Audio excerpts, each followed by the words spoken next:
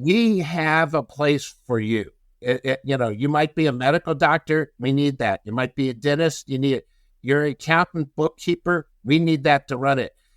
If you don't have a technical skill, but you just smile and you welcome, we need greeters. If you know how to cook, if you know how to serve food, if you know to help clean the dining room, we need all of that. And so rather than a church trying to establish a pantry in bottom of the basement and not really moving the ball, get 20 people from your church to go help Salvation Army every Tuesday night. Go help a rescue mission every Sunday night. That's go help a Haven for Hope. That's how we best work together. Let's not compete.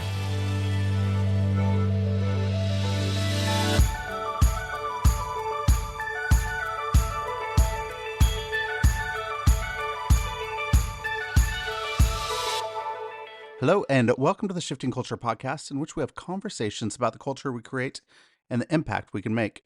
We long to see the body of Christ look like Jesus. I'm your host, Joshua Johnson. Our show is powered by you, the listener. So if you want to support the work that we do, get early access to episodes, episode guides, and more, go to patreon.com/shiftingculture to become a monthly patron so that we can continue in this important work. And don't forget to hit the follow button on your favorite podcast app to be notified when new episodes come out each week. And go leave a rating and review. It's easy. It only takes a second, and it helps us find new listeners to the show. Just go to the show page on the app that you're using right now and hit 5 stars. It really is that easy. Thank you so much. You know what else would help us out? Share this podcast with your friends, your family, your network. Tell them how much you enjoy it and let them know that they should be listening as well. If you're new here, welcome. If you want to dig deeper, find us on social media at Shifting Culture Podcast, where I post video clips and quotes and interact with all of you. Previous guests on the show have included Michael Ware, Denise Skitsum, and Ryan Skoog. You could go back, listen to those episodes, and more. But today's guest is Robert Marbut. Dr. Robert G. Marbut Jr. has worked on issues of homelessness for more than 3 decades, including being the founding president and CEO of Haven for Hope and serving as the White House's federal homelessness czar. Dr. Marbut has consulted on issues of homelessness with more communities and organizations than anyone else in the United States, and has also worked in 3 different U.S. presidential administrations. He is an executive producer of both the No Address movie starring Ashanti, Billy Baldwin, Xander Berkeley, and Beverly D'Angelo, as well as the Americans with No Address documentary. Dr. Marbut currently serves as a senior fellow at the Discovery Institute.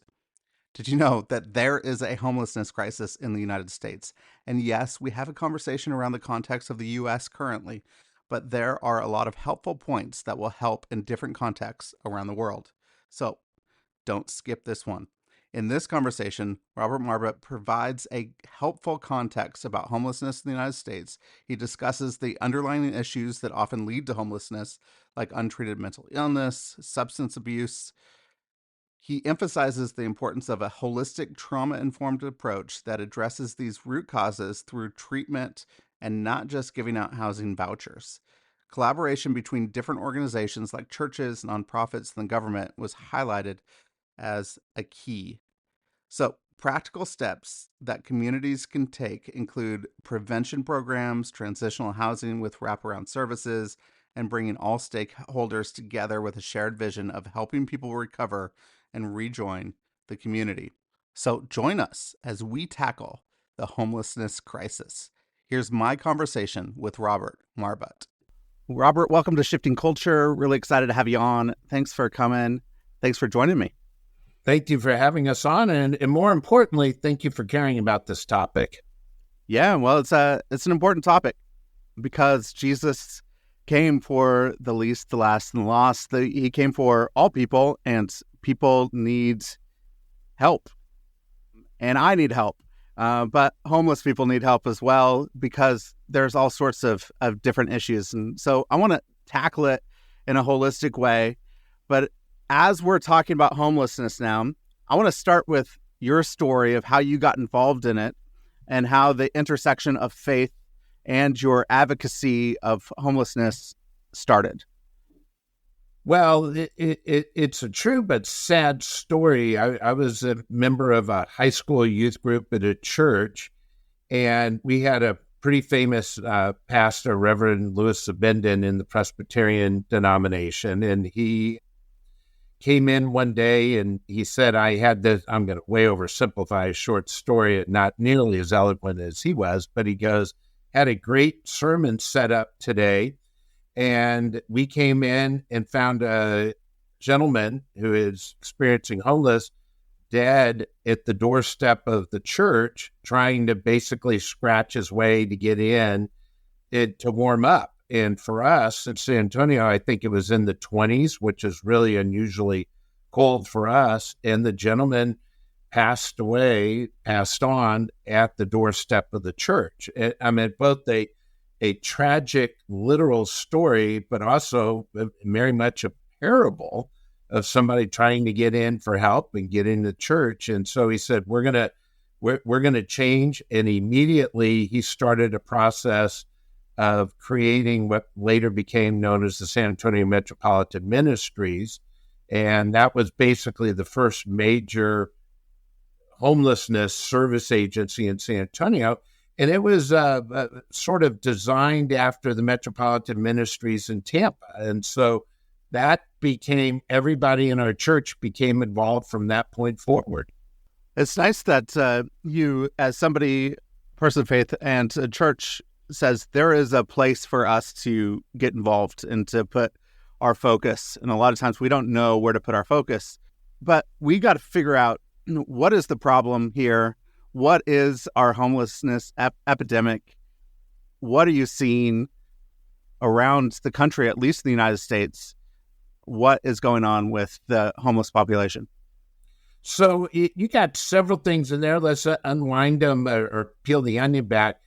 I think you make an incredible point about the role of the faith community in the world of homelessness. If we go back in history to shortly after the Civil War, the widows, the orphans, the disabled vets, it was the Salvation Army. It was the Bowery Mission. It was even the Red Cross, which in the beginning had more of a faith tie than it does now. Those were the three large organizations that came along and said, there's a place. And the U.S. federal government doesn't get involved till 1987 on homelessness. So for about 120 years, this was faith community. And by the way, the numbers were much lower then. And that's not all of the story, but a lot of what the federal government has done is messed up some things. And when you add fentanyl to it, it goes. So a real quick overview on homeless. There's 1.5 million children experiencing homelessness in the United States. That's per the Department of Education. That's probably an underestimation. And there's 1.2 million people experiencing homelessness under the Housing and Urban Development, or the HUD, mostly adults. So you got 1.5 million, 1.2 million adults. So that's almost 3 million together. Now, a lot of people hear a number, 650,000. That's what we would call street level homelessness. That's part of the HUD number. And that is people who are literally living on the street or in and out of an emergency facility. And that group is doubling now every 5 to 6 years now.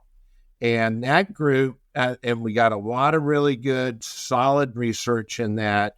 And 3/4 of that group have untreated mental illness and they self-medicate. That's our problem. And there's some reasons why behind that, but that's the core problem, is the untreated mental illness and the associated substance use disorder that comes from the self-medication. So you're looking at mental illness, you're looking at substance abuse. That are some primary things. I think how much does affordable housing actually play into that as well? Affordable housing on street level homelessness really has very little involvement in that 650. But if you look at the family and children, the 1.5 million under ed, that's very much part of it. It's what we call divorce economics, where a couple breaks up or they get a divorce, and one single parent on 2,000 hours of work in a year is trying to make it in a beach community, for example, and you just can't afford it. You need both two-parent income to make it work.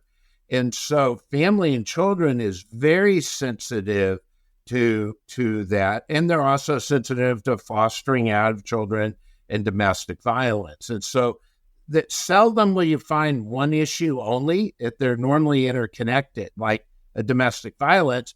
You don't want a woman or a child to continue to be abused. So, but they say, I can't afford to get a divorce. I can't afford to leave the jerk who's beating us up. And that becomes an interconnected issue. Well, it seems like there's a lot of interconnectedness in what we are looking at. So a lot of times we look at symptoms of problems and we want to just solve the symptoms. So they're like, okay, we have people on the streets living in tents, living in these communities that are not, and they need a place to live. So we're going to solve the symptom of it, and we're going to give them an apartment. But we're actually not going back to solve the cause of a lot of the symptoms. How do we step back and start to say, what are the causes of these symptoms so that we could start to address some of those issues? And when I know of being involved and being in the White House and at a policy level, but also an operational level, there's a metaphysical certainty that if we don't address the underlying issue and we give you a house, things actually can get worse, not better. And the death rate in the homelessness world has doubled in the last 2 years. And a lot of people said, wow, that's COVID. And I said, it never was COVID. When you got into it, what we found out, it was COVID relief money that put more people into apartments without treatment, without supervision, without recovery. And so people with substance abuse got into their own place and actually got high more. And if you start to get overdoses, some of those are going to sadly end up in death. And unless we treat the core issue in substance abuse, all we're doing is gimmicks and it won't work. And so until you work on the untreated mental illness, the substance abuse, and then the next layer is employment, if we really need people working, because that's how you pay your bills and that's how you pay for your housing. And so we need to quickly move you into an employable situation. And that's sort of that next layer. But if you just give a house or an apartment and don't treat the underlying thing, not only will it get worse, we now know with certainty the death rate has doubled in under 25 months. We know that now. And so why do we keep doing it? At some point, the federal government needs to change what they're doing. If we step back and say the government has their policies, and maybe their policies are not working and they're not wrong, but a lot of times we put our hope and our faith in policies and government, but there's also other things that we can do even if policies are enacted that are different. When you were in San Antonio and you helped start Haven for Hope, what were you sensing? What were you seeing? And what were you trying to address there? And what worked when you put that into place? And a lot of what we learned from doing Haven for Hope, we've applied into the No Address Interactive Study Guide, or in essence, a Bible study or a small group for it could be an individual, it could be a church small group or a church. And some of what we've learned is we need to engage homelessness, not enable homelessness. That's one of the things that Haven for Hope talks about and has done. We've done that in our book. I have a theme that I use, and I know it sounds so maybe superficial, but it is actually profoundly deep. In America now, we're making it really easy to get high and hard to get treatment. And we need to reverse everything about that and make it easy to get treatment and hard to get high. That's in faith community. That's in how you handle somebody at a street intersection, and how we deal with policy. And at a street intersection, I can't tell you how many people I know, totally well-intended, well-intended, who give $5 or $6 out every week out the window. And would you go up to an intersection and have somebody who's high give them a nickel bag of meth, or give them some fentanyl straws or foil or some precursor agents for fentanyl? We would never do that. But that's in essence what we do when we give money out the window. We're funding the alcohol, we're funding the fentanyl, we're funding the prostitution. And so I get people want to help. I get there's sort of it's somewhere between a guilt feeling to make you feel better, or you literally want to help in the truest sense of the word. But go give money to a Salvation Army that's doing well. Go give money to a rescue mission or a Haven for Hope, and cut a $250 check to a well-run organization, but don't give money out the window. That funds those bad habits. And most of that money going out the window are people of faith, to be honest. And so I use the term smart love. I hate the term tough love, but I think God gave us a brain and a heart to work together, not one or the other, but let's work them together. Take me back then into Haven for Hope. So if you want to engage homelessness, you said we as a community decided we don't want to just hand out money to people and have them try to figure it out themselves. So what are the practical steps that you entered into to help people get from their underlying issues, whatever they were, that resulted in homelessness, back into rehabilitation and moving back into community life with a home? And it starts on intake. Even before you walk inside the Haven for Hope door, we know arresting you and putting you in jail won't work. There's no treatment programs there. Likewise, on the other extreme, we're not going to let you hang out on a park bench and hang out in the park or on the street or the Riverwalk or in front of the Alamo and just hang out. We know you won't get treatment there. You'll get treatment when you come into a facility, into a program. So go, don't arrest, but also don't let you hang out. Get you into a 24/7 program. Let's start there. Get you into programming.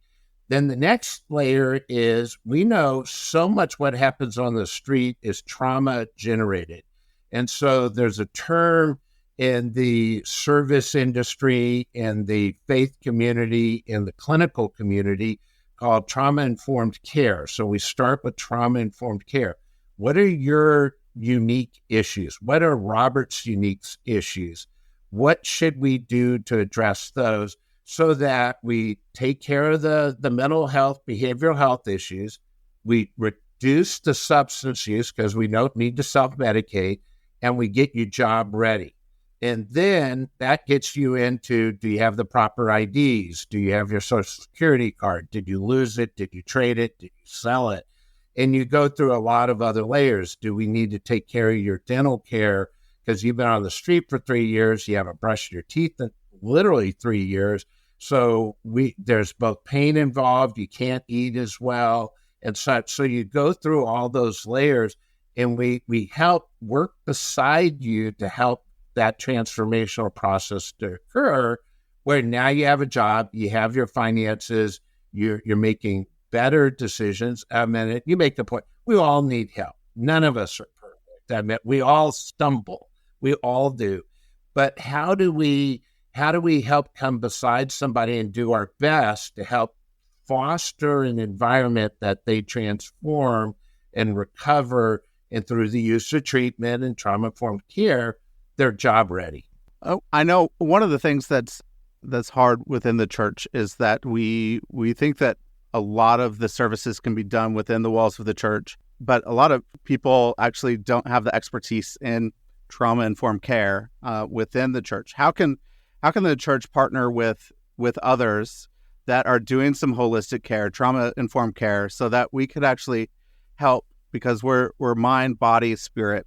So there's the spiritual side needs help, but so does the mind, and so does the body, so does this whole response. How do we work together, partner together, with the church and with other organizations and people that are doing this type of work? That I think that's the core question. That's sort of your ring the bell, call to order, or what's your action item, whatever term you use. And one of my co-writers, Dr. Jordan of the LA Mission, also the Ann Douglas Center of the famous Douglas entertainment family, she wrote a whole chapter in our book about that issue. And her thing is, everybody has a time, talent, or treasure. The old, I'm going back 40, 50 years. We have a place for you. You might be a medical doctor. We need that. You might be a dentist. You need it. You're an accountant, bookkeeper. We need that to run it. If you don't have a technical skill, but you just smile and you welcome, we need greeters.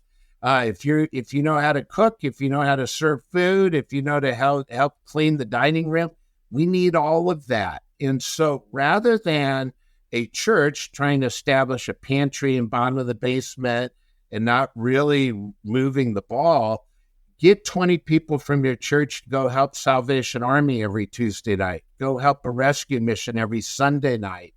That's go help a Haven for Hope.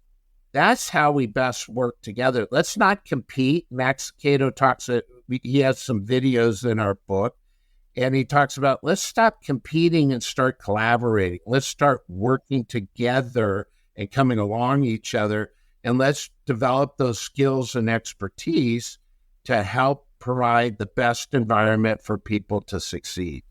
The story of the Good Samaritan, what does that have to do with the way that we start to engage people in homelessness? Can you take us through that story and how that reflects our engagement? I think that's an incredible story, and that's a story that in the Bible study we did, Reverend Brandon Thomas and I co-wrote that. And if you look at I've heard that, we probably have all heard 30 sermons on that over the years. And most of the sermons start with the superficial, which is you had two clergy who basically walk across the street on the other side in a void. And then you have the Samaritan who engages and looks a person in the eye, helps them, meets them there and such. And that's where most of the sermons end. But if you dig deeper into that, into the next 2 or 3 verses, it says that gentleman's going to come back next week and check at the innkeeper and says, if I need to give a little bit more money to balance up, I'm going to do this. So it's not a superficial one time. The story also talks about the importance of follow-up, the importance of coming back and being with the person. It also talks about expertise, which you were talking about a second.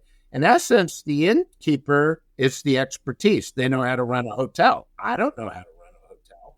They know how to run a hotel. And you're partnering with possibly even a secular person, maybe. The story is purposely, I think, vague to make us think more broadly. That's just my interpretation. And so the Good Samaritan talks also about the need to get expertise involved and to work with others. And so to me, it's one of the most powerful stories of the Bible because you keep pulling the onion back and you keep learning more. It's not just you avoid the prejudice or the maybe, there may have been some other cultural things going on at that time. You don't know. Again, you don't know the race or ethnicity of the person. And I think that's probably the power of the story because it says it doesn't matter who you are or who they are. You don't pass the person, you engage the person. Yeah. My wife and I lived and worked in the Middle East for many years, worked with Syrian refugees. And so they were in essence dealing with a lack of housing. They didn't have their home anymore. They had to move to a different place. And so they moved first into a refugee camp where there's, a bunch of tents. And so you move there and then people got permission to go outside of the camp and find their own apartments and things within the city. And there's all sorts of underlying issues to figure out how to work with these populations, which are pretty similar to our homeless populations. except for there were a lot less substance abuse issues and mental illness. But I think that Good Samaritan story helped me a lot, because we know that as the Samaritan comes over, he bandages wounds, he helps people. It's a relief situation where there's an immediate need that we have to address right here, get them the stable, to get them on their feet a little bit, and then we could go in to put them on the donkey, go to the inn, give them to the innkeeper, hand some money over and said, hey, I'm going to pay you some more money when it's needed. There's this development side that we need to start to work with as well. How do you navigate with homelessness the relief and development angles of this issue? Because there is something that needs to happen right away to help people get on their feet, and then the development moving forward. I think you have to first take the long game approach that this is, and again, also from the parable, let's don't make this a one and done. Let's stay with the person throughout the process, because as they develop stability, as they start to respond to treatment, you now have different order of needs. We're now like, how do we have a car to get that person to work? Or how do we deal with transportation to get that person to work?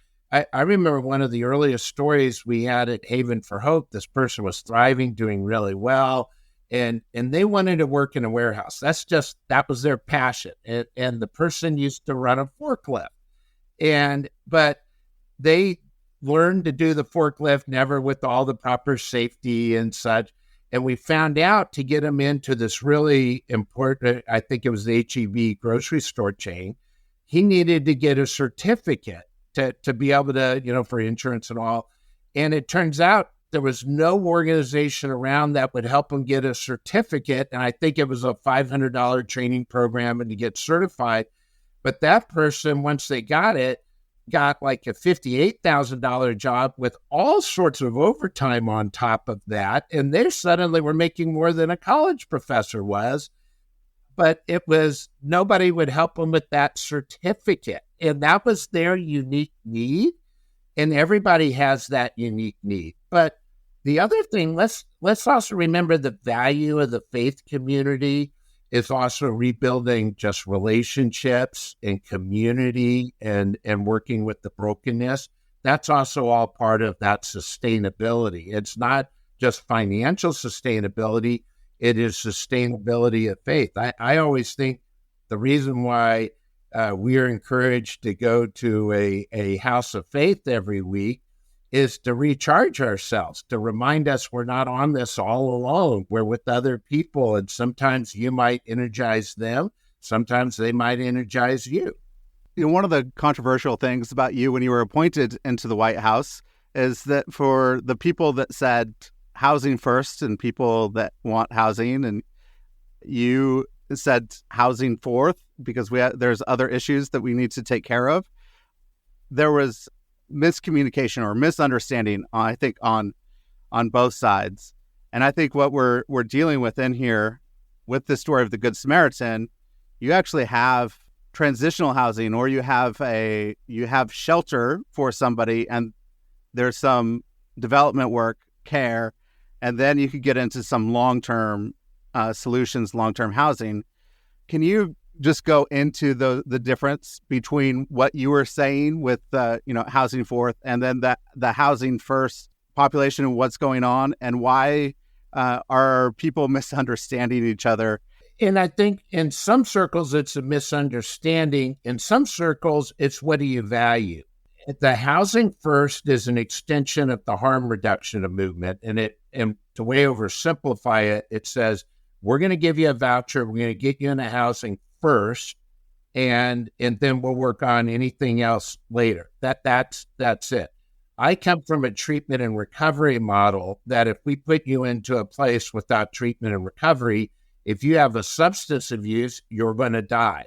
And we know that death rate has doubled in the last 25 months. So we know that's not working. And by the way, when Housing First was put out in 2013, If you look at all the federal government, it said it would end all homeless in 10 years. It would end family homelessness in under 5. It would end veteran homeless in 6. It would end chronic homelessness, I think, in 8.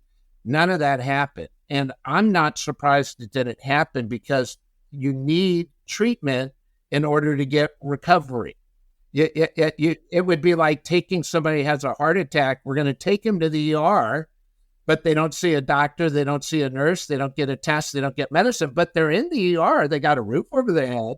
They went into the waiting room, but they didn't get the other. And so that's why I use the term housing fourth. You need to engage, you need to assess, you need to treat, then you need to house.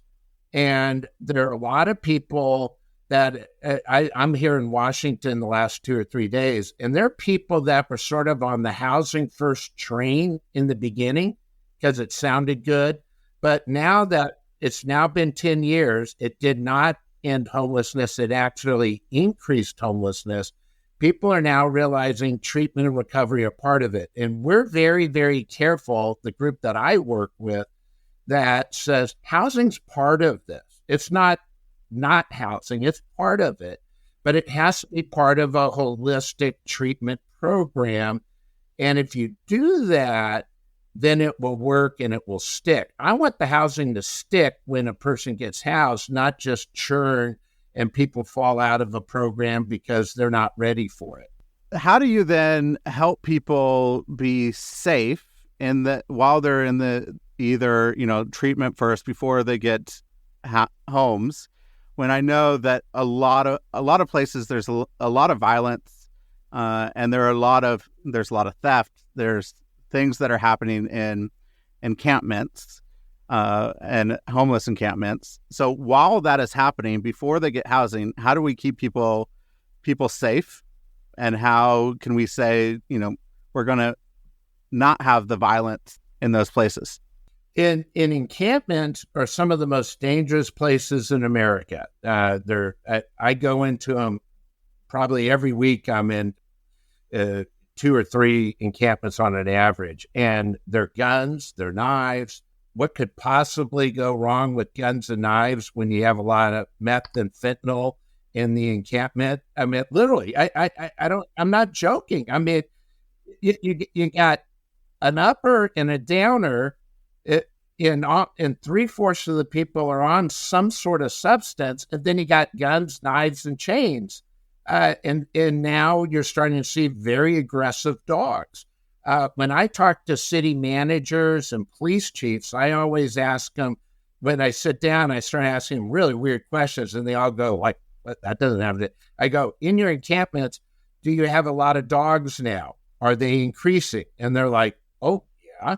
I said, "Are the size of the dog going from sort of terrier type, sort of alarm system to pit bull, shepherds, and big?" And they go, "Oh, yeah."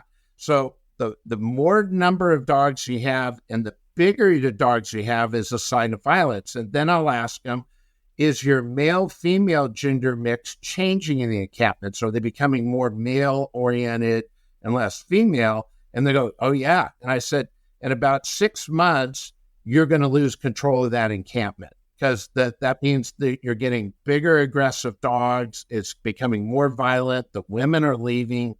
And in my mind, how can the wealthiest country in the world allow these encampments to continue and the violence to continue, the domestic violence, the sexual attacks, the knives and such?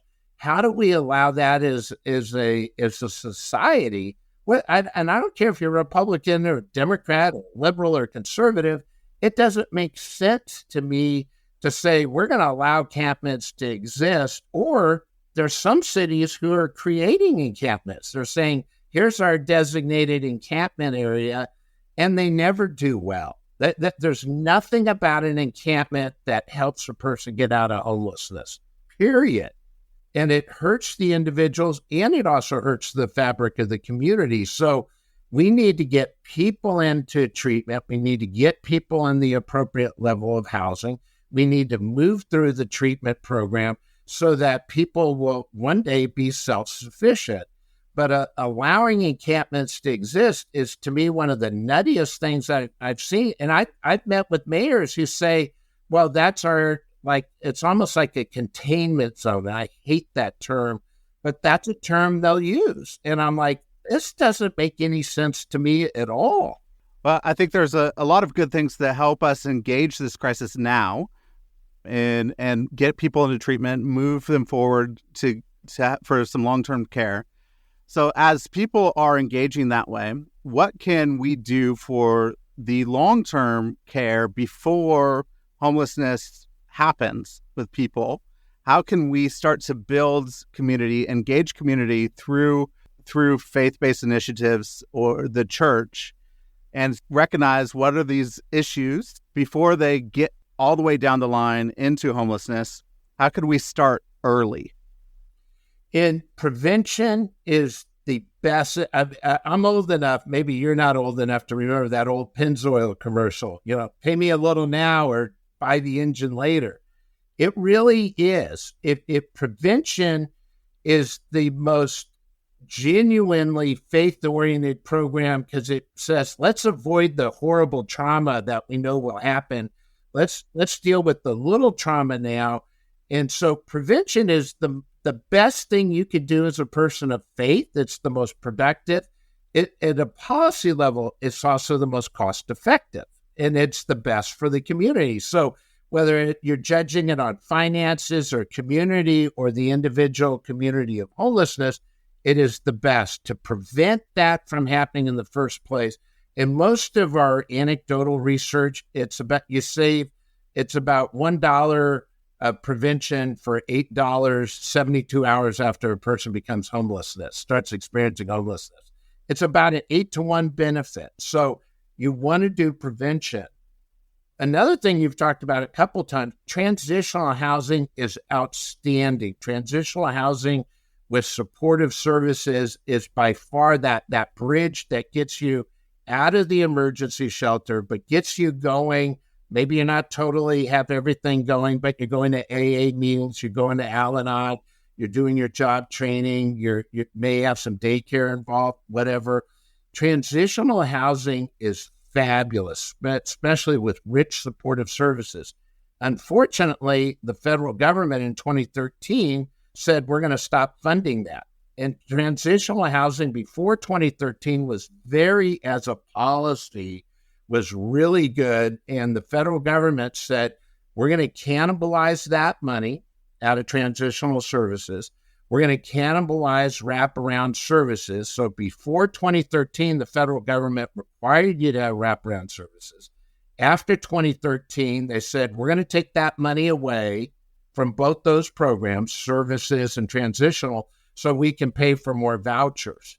And that was, I just keep thinking of Ben Franklin, penny wise, pound foolish. It may have sounded good to let's get more vouchers, but then you found out nobody was getting treatment. And so the death rate skyrockets, homelessness skyrockets.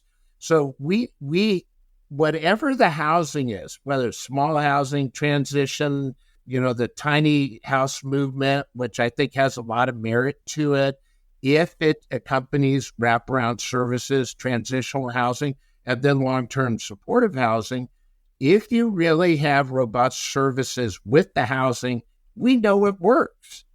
And if you just give a voucher away with no rules and no wraparound services, we also know it's not going to work. I live in Kansas City right now, and we actually have a pretty high homeless population, especially compared to our population and our size of the city.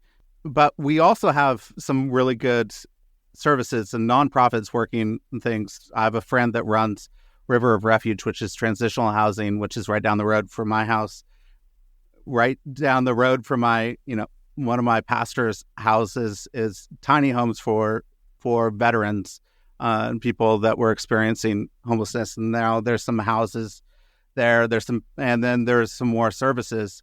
How can those nonprofits, how can the churches and faith-based organizations and other organizations work together with the local city governments within Kansas City here, how can we all work together and not just all like, hey, I have my thing over here, you have your thing over here.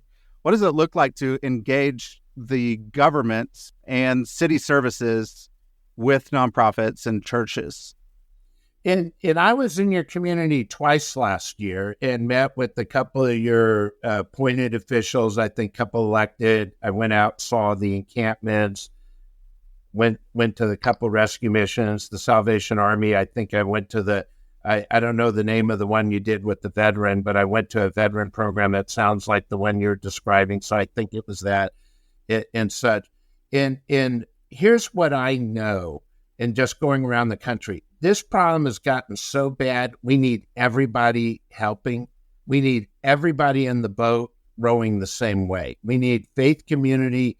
We need the secular community. We need the government. We need the appointed. We need the officials.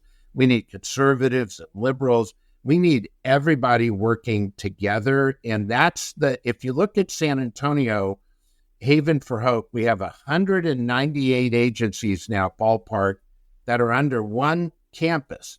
And that is the federal government is on, the state government's on, the city, the county, special districts are on, faith communities on, secular communities on, and we all work together. And when we were designing one building, I had one faith organization and one governmental secular organization that 4 days before they were moving in said, we can't move in because they're with that group. And then both groups, literally, we shuttled between the two boards. They were having meetings the same night, said, we can't move in there.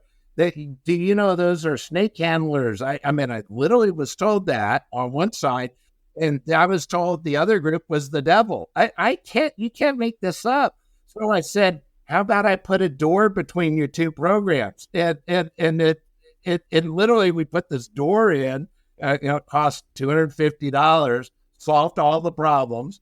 And then now they get along fabulously and they work together and they both claim each other. I mean, it's very funny. But in the beginning, we needed a door to, quote, separate them. And it's sort of a true story, but a parable. We need everybody working together. I mean, this problem has gotten so, we have lost San Francisco. We have lost Portland. We're about ready to lose Seattle. They're actually fighting back. They're starting to show some optimism. LA is lost for the most part. Honolulu has parts lost. And I look at Kansas City. I went out to some of your encampments. There was one person's place I went out that down by that park area on that boulevard, and we went in. This guy has electricity. He has running, not sewage, but he has running water in. He has cable, and I'm like, the most elaborate thing I've ever seen. But this is unhealthy. It's an unhealthy environment. There was a shooting there like 2 days before we got there. There was a rape there like the week before we got there, or I went in, and I'm like, we're just tolerating these encampments. And then I asked one of the city officials, I said, tell me about this encampment.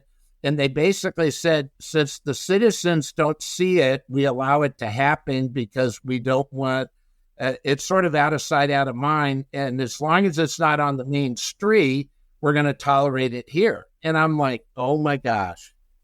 Yeah. That's sad. Well, I think that's a big hope that we could actually bring people together and collaborate, work together to solve these issues and problems that we all need to get going, to do this and to engage this problem.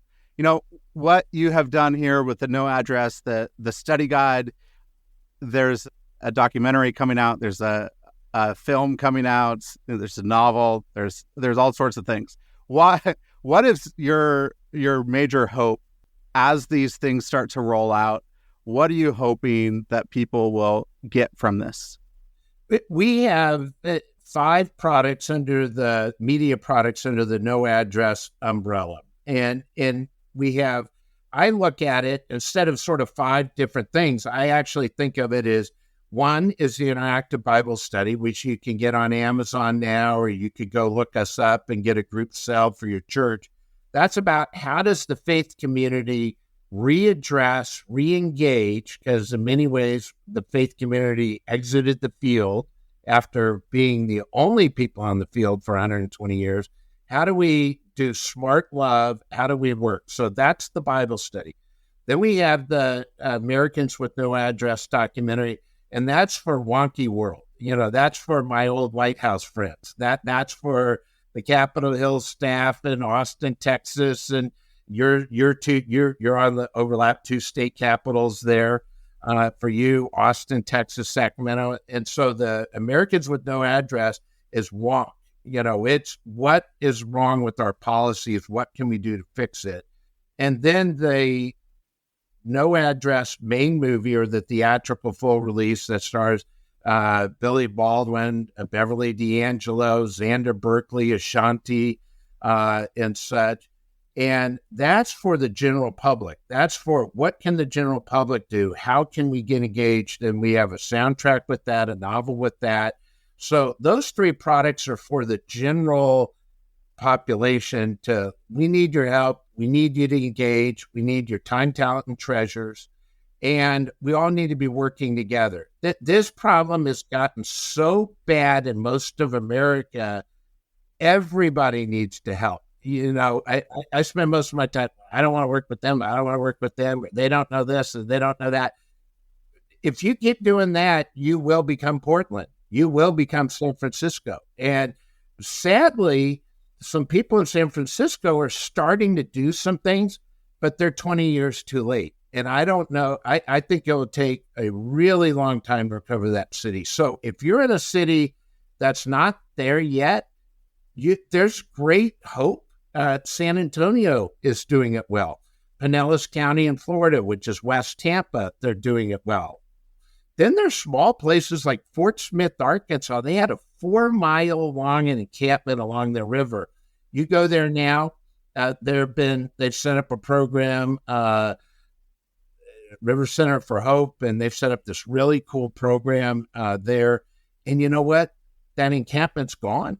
You might see a tent here, a tent there. You might see 2 or 3 people on the street, but they had this huge encampment, not unlike some of what you saw in Kansas City down on the river, or you're parked by your boulevards area there. They don't have encampments anymore. You might get a 1 or 2, but not like they used to. And so the good news is there are some communities of all sizes that figured it out. And the thing they figured out was we needed everybody's help. I know that sounds sort of Pollyannish, but it's true. If you get to such a bad mess, we need everybody to help to get this done. But you need everybody coordinated. You can't be going off in different directions. We need to be collaborating, not competing, working together, and it can make a difference. So it sounds like what you did in San Antonio, you were able to be the one that collaborates and brings other organizations together.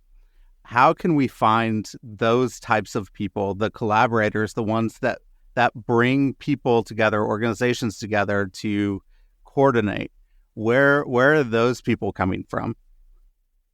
Every community needs one person as a collaborator or one leader of a group. If you don't have somebody bringing that collaboration together, it doesn't work. So you need that. You also need a business leader. I know that sounds sort of strange, but you want to, when you can get a business leader with a nonprofit leader, with a government official like a mayor or a county administrator, and they all say, we all have different backgrounds.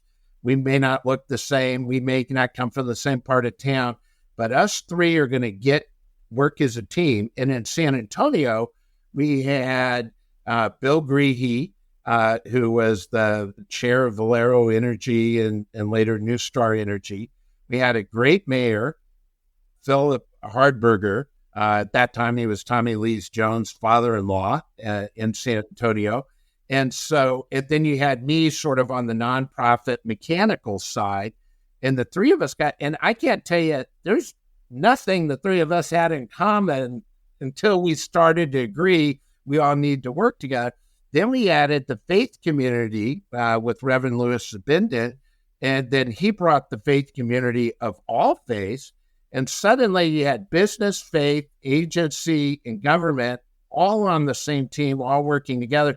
And nobody said, are you conservative, are you liberal, Republican, or Democrat? We just worked together. And San Antonio's had we're going to year 15 of a 15-year reduction in homelessness. And are we perfect? No. Is there still some homelessness? Yes.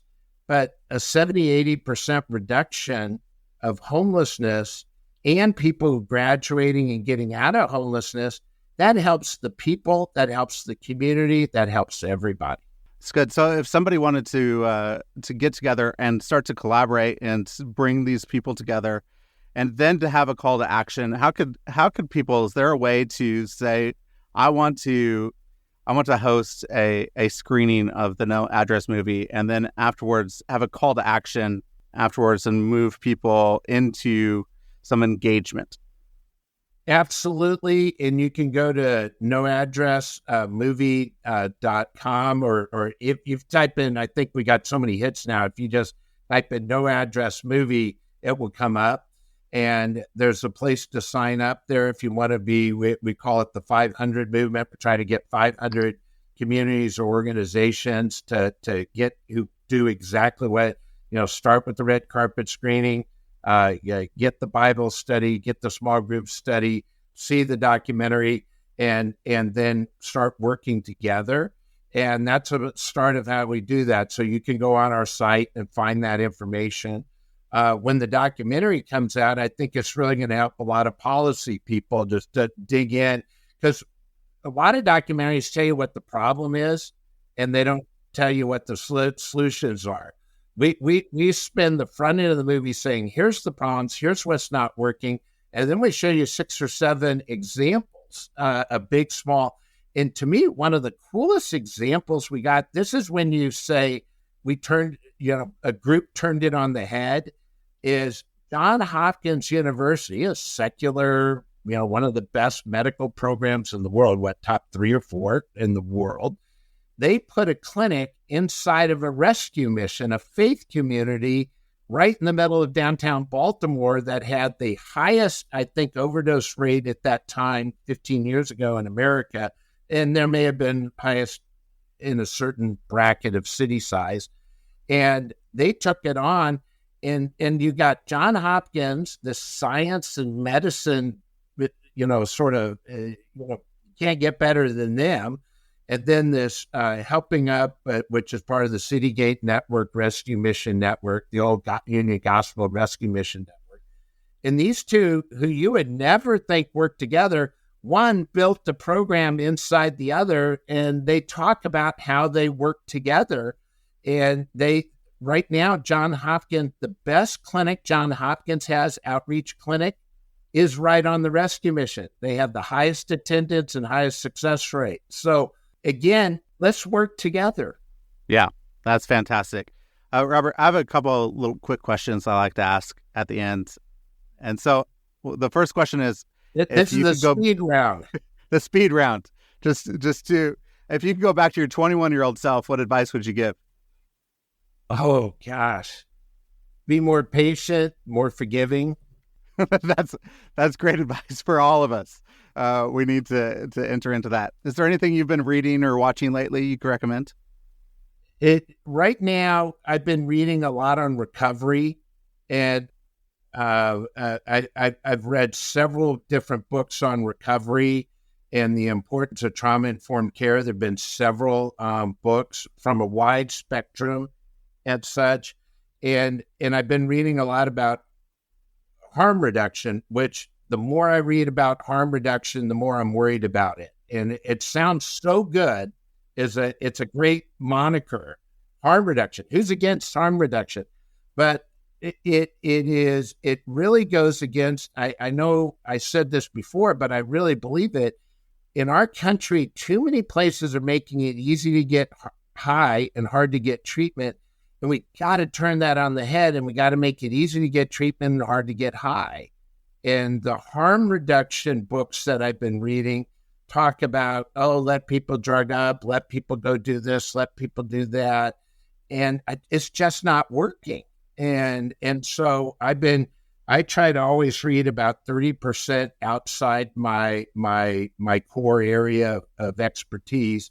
And I always try to read my opposition because I want to understand, because normally it's well-intended. I don't think there's, and I think I've met people who really believe in it, but at some point you have to start saying, does it work? Did homeless end in 10 years? It didn't. Is drug overdose increasing or not? Deaths are doubling now. Fentanyl has changed the game. And when we moved away from treatment in 2013, and then you add fentanyl, which really hit most of America about 4 years ago, it's just made everything worse by not having treatment. That's a whole other conversation, but we need to figure out what to do with big pharma as well. Yeah. But we can figure that out. And let's be honest, Purdue Pharma. We feature a person in our documentary who started out through addiction at Purdue Pharma, and then he went to the street to get his sourcing. And I'm old enough to remember when I thought angel dust was the worst drug we'd ever have in PCP, and then we went through K2 and spice and black tar and coke and crack and then meth and then organic opioids. We're now in a synthetic opioid in the form of fentanyl that is 50 to 100 times more powerful than morphine. And not 5%, not 50%, 50 to 100 times. That's 5,000 to 10,000% increase of the potency. 2 grains of fentanyl, pure fentanyl, will kill most anybody. A 3rd grain will kill everybody. And if we don't get a handle on that, if we don't get a handle on treatment, we're going to have much bigger problems than what we're talking about today in the world of homelessness. This is affecting all aspects of our society. Now, as we talked about this and people feel overwhelmed that this problem is too big, what can little old me do? What would you say for people listening? What is your call to action? How can we step in with some hope that we can actually engage this? Don't be afraid. Step into it because it's important. What would you say to people? The best advice I've heard to that question came to me from Max Lucado, and we got him to sort of quote a little part of it in one of our videos, which is, no one person can solve all of this. And don't take the world on that. That's God's job. But every one of us has a role to play. Every one of us could serve a meal. Every one of us could welcome a person at the door. Some of us might have a technical expertise like accounting to help an agency operate better. So each of us has a role to play, but let's not take it on ourselves, because we shouldn't be replacing God or taking on all the world's problems. But if we all lean into it and bring our expertise, bring our passion, we can do it. And you can look to some cities and some programs that are in the middle of the middle of horrible San Francisco. Go look at the lighthouse at Salvation Army. I mean, if there was ever a place you could say this won't work, you would say it's San Francisco. And this lighthouse and Salvation Army, what they're doing there is just mind-boggling how they're being so successful. And so the good news is there is good news, and we all can help together. Don't get overwhelmed. Don't try to solve everything. Just try to help there. And if we all start lining up, I guarantee you, we can make a difference. We can put a dent in this and reverse the increase. Perfect. Robert, well, thank you so much for this conversation. It was enlightening to figure out what actually is the problem. Where are we headed? Why do we have such a crisis? What are the underlying issues? How can we help solve those? And then give us some practical steps to engage well this crisis and collaborate together, work together, and not try to do it individually and alone, and know that, yes, we all have a part to play. So let's step in with 2 feet and say, I'm going to be there with you side by side with everybody else to solve this, because, hey, we are a community and we need to bring others in that are right now on the outside of community. We need to bring them back in and help and come alongside, because we're all actually image bearers of God, and we all have dignity and worth and value. So, Robert, thank you for this conversation. It was fantastic. Well, that was so well said. What a great summary. And most importantly, thank you so much for caring about this topic. Really appreciate it. Yeah. Thank you.